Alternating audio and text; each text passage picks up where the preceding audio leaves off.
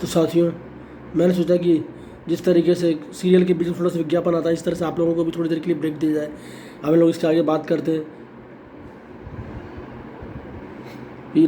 ऋग्वेद काल में, आर्यों के समय में अलग अलग देवताओं के कार्य भी विभाजित थे। जिस तरीके से आज की स्थिति में अधिकारी का कार्यभार निर्धारित होता है,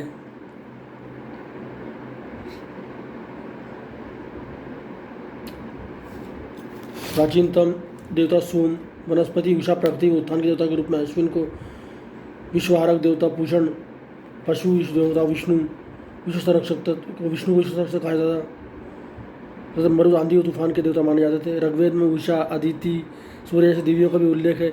इससे स्पष्ट है कि उस समय देवताओं के मामले में कम से कम आर्य संस्कृति में कोई लिंगभेद नहीं था, जबकि आज भी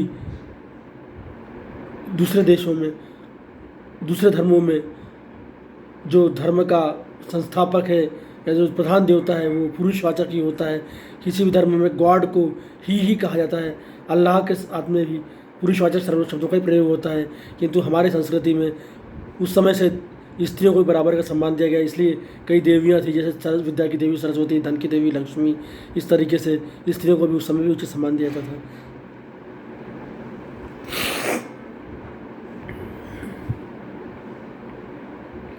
इस समय के मंदिरों पूजा का उल्लेख नहीं किया है।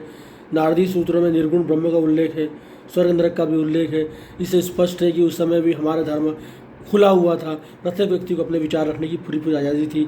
हमारा धर्म हम ही सही हैं ना हो करके हम भी सही हो सकते था। हालांकि पशु बलि जैसी, यज्ञ बलि जैसी कुछ कुरीतियाँ उस समय प्रचलित थी, किंतु ये नगण्य थी।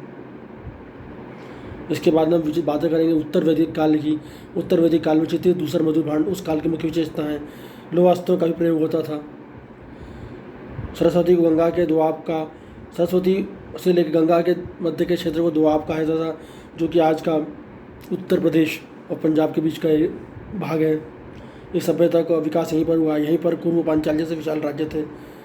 मगध व अंग इस सभ्यता के बाहर थे। पुरुष व मरद कबीलों के पुरुष वो तुर्क व क्रीवी कबीलों से मिलकर पांचाल का निर्माण हुआ। चतपथ ब्राह्मण ने पांचाल को वैदिक सभ्यता का सर्वश्रेष्ठ प्रतिनिधि माना है। अथर्ववेद में कुरु राज्य की समृद्धि का वर्णन है। अगले एपिसोड में हम लोग बात करेंगे राजनीतिक संगठन की। तो मैं आपसे विदा लेता हूँ। रात हो चुकी है। शुभ रात्रि।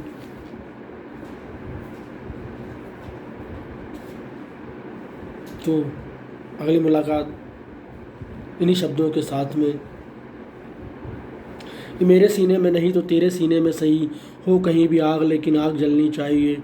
और सिर्फ हंगामा खड़ा करना मेरा मकसद नहीं, मेरी कोशिश की सूरत बदलनी चाहिए।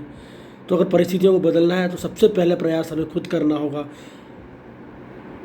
आदरणीय बाबूजी हरिवंश राय बच्चन भी कहते हैं कि समाज में कोई सुधार हो, इसके पहले व्यक्ति को खुद से अपनी तरफ सुधार की कोशिश करनी चाहिए। तो मैं प्रयत्न करता हूँ कि आप अपने ज्ञान की प्राप्ति करेंगे, आप अपने ज्ञान में सुधार करेंगे, और सुधार ज्ञान से ही आता है। इन्हीं शब्दों के साथ में मैं आपसे विदा लेता हूँ। शुभ रात्रि।